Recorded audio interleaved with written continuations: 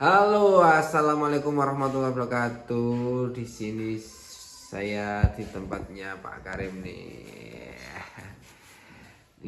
Ternyata beliau kembali lagi ke jalur rempah.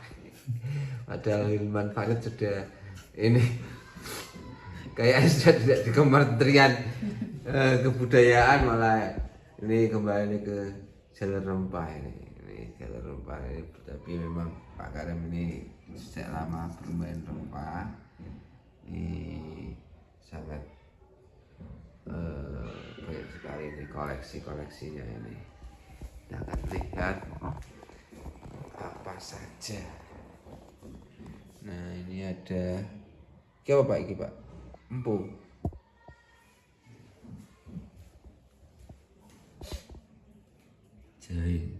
Jahe kering. Iki apa? Palatane Pak. Ki klabet iki. Klabet. Apa itu apa? Pakan manuk ta ora? Iki yo malah anu Ini apa ini Pak? kapulaga India. Ini kapulaga India. Ini Iki wangi apa sih? Cendana. Secang. iya, Iki jinten hitam.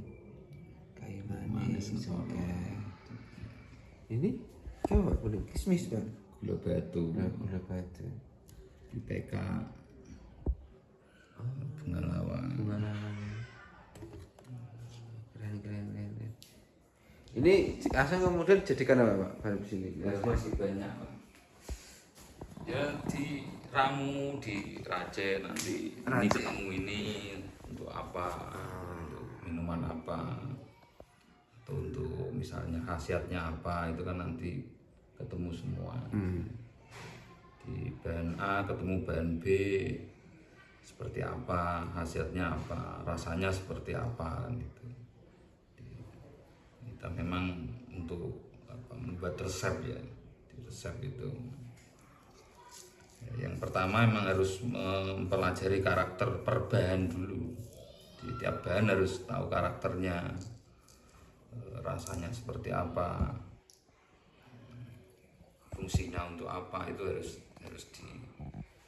tahu dulu, baru kemudian meracik, meramu gitu.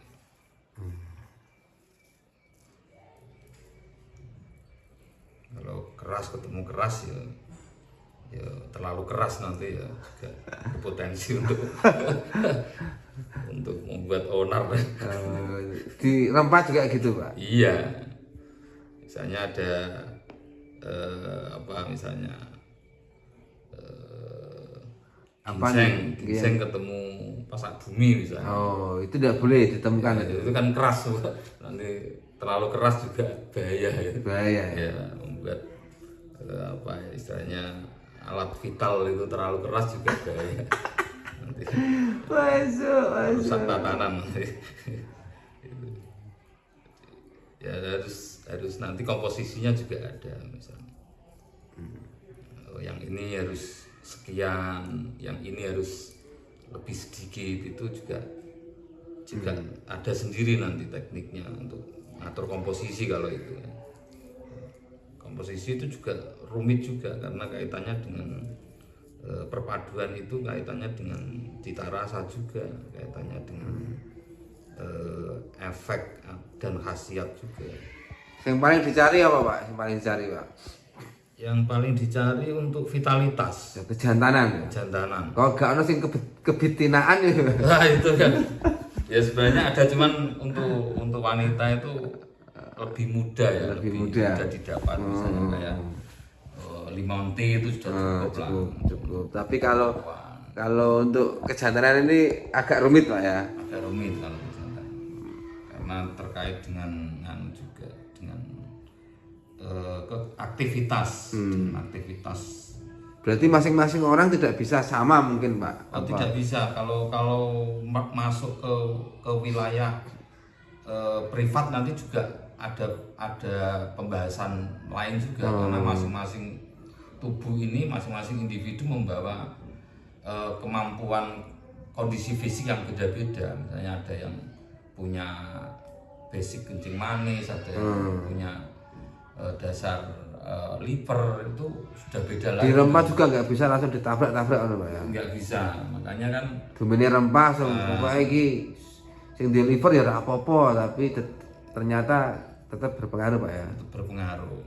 Nah, makanya membuat satu racian tinggal fungsinya, misalnya untuk wedang itu ya juga dosisnya yang lebih rendah, jadi bisa untuk dinikmati oleh semua kalangan misalnya gitu, nggak mengandung resiko tinggi juga. Ini juga ada aturan mainnya gitu. Tidak boleh asal lah. Nah, itu untuk rempah-rempah. Nanti masih banyak hal tentang rempah-rempah. Berarti sampean ini nyuplai ke kedai-kedai atau gimana Pak? Ya, itu salah satu produk yang saya bikin juga untuk gede-gede gitu juga, karena basicnya untuk minuman gitu. Sementara ini yang konsentrasi saya sih lebih ke minuman ya, lebih ke wedangan ya, ya, beberapa kedai juga minta untuk dikasih disuplai gitu kan, terutama kopi Purwoceng itu. Kopi Purwoceng ini permintaannya juga lumayan. Nah, untuk mendekatkan rempah ke gen milenial dan Gen Z ini gimana Pak? Kan kadang kan biasanya kan yang penikmat rempah ini pasti usianya ya di atas 40 tahun kan begitu. Nah, anak-anak yang kaum muda itu kecenderungannya juga tidak terliterasi terhadap rempah kan begitu. Akhirnya semakin jauh gapnya pengetahuan tentang rempah dan cara menikmatinya gitu. Kalau saya untuk mendekatkan itu, untuk menjembatani agar kaum Gen Z itu lebih mendekat dan lebih mendekatkan rempah, itu saya mix dengan susu, karena susu ini lebih kekinian ya. Basic susu ini lebih banyak disukai oleh kelompok Gen Z atau milenial gitu. Jadi saya mix antara susu dengan rempah-rempah, itu saya mix. Nah, ini yang kemudian akan mampu sedikit demi sedikit nanti memahami ketertarikan tentang rempah-rempah. Itu kalau saya caranya seperti itu. Tidak bisa langsung kita kasih rempah murni, itu enggak. Kita mix dengan susu. Itu seperti itu.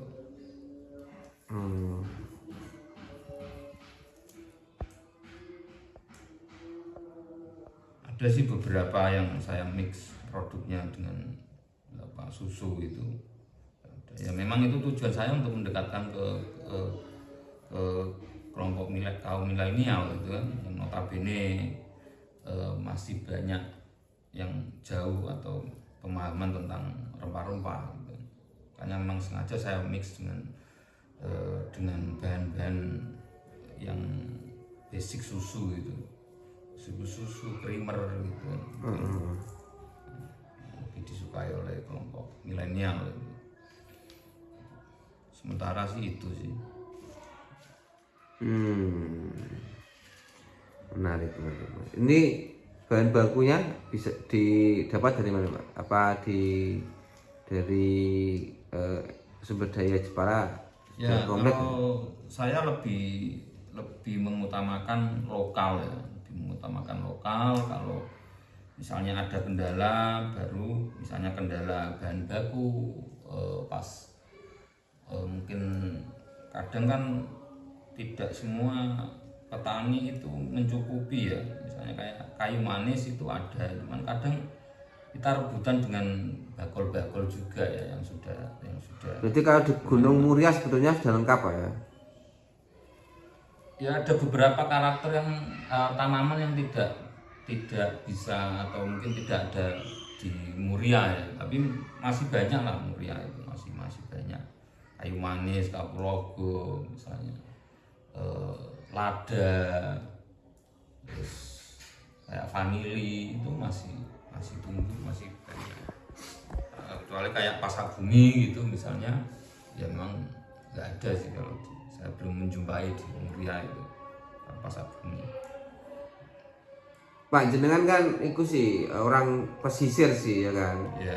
Kemudian tertarik terhadap rempah-rempah yang kemudian itu kan identik dengan lereng dan pegunungan kan begitu. Itu gimana itu kisahnya ya? Ya, berangkat dari apa ya istilahnya, keilmuan. Kalau saya sih lebih pada keilmuan, ilmu tentang rempah-rempah, kemudian potensi akan rempah-rempah yang notabene semakin kesini ini semakin tidak dipahami atau tidak diketahui. Nah ini kok sayang gitu ya. Nah ini yang kemudian saya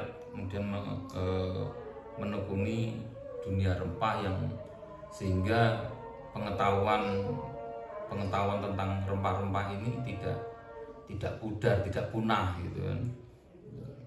Ini kalau saya sih berangkat dari situ. Oke, terima kasih Pak Karim. Ini nanti Ya, sama-sama. nomor kontaknya tak kasih di deskripsi jika teman-teman membutuhkan konsultasi atau pengen tahu apa saja produknya, nanti bisa calling sendiri. Ya kan kita tayangkan di Gending Desa Pak, Gending Desa. Kita infokan kembali Gending Desa. Oke, menarik. Oke.